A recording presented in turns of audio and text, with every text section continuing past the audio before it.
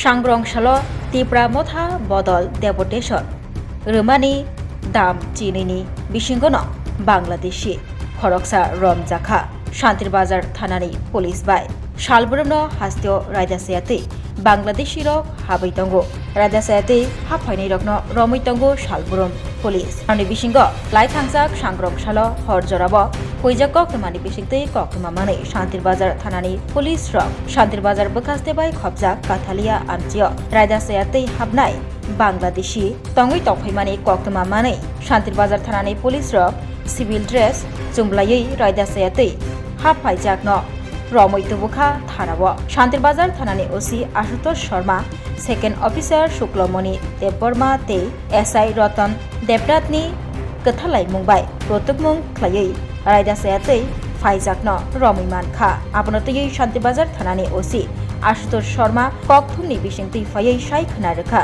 Police रक फाइमानि तेरमानै रायदासायाते हाबनाय पाटिमाथायनि खारनानि चाइतखा फियाबा आबनि आगुल रायदासायाते हाबनायनो रमैमानखा Santirbazar थानानि police सावैमानखा रायदासायाते हाबनाय बांग्लादेशीनि मुंखा इस्माइल मिया उमरुंखा थामथि बुफानि मुं थैथांजाक अजित मिया तै बंखा बांग्लादेशनि सुनामगंज आमचियो तंनाय গতকালকে রাত্রেবেলা আমাদের একটা সিক্রেট সোর্স ইনফরমেশনে আমরা জানতে পারি যে একটা অপরিচিত ব্যক্তি কাঠালিয়া আমাদের যে গ্রামে সেই গ্রামে নাকি কিছুদিন যাবৎ ঘোরাঘুরি করছে। এই আমরা 2-3 দিন ধরেই ওর সন্ধানে আমরা কাজ করছিলাম।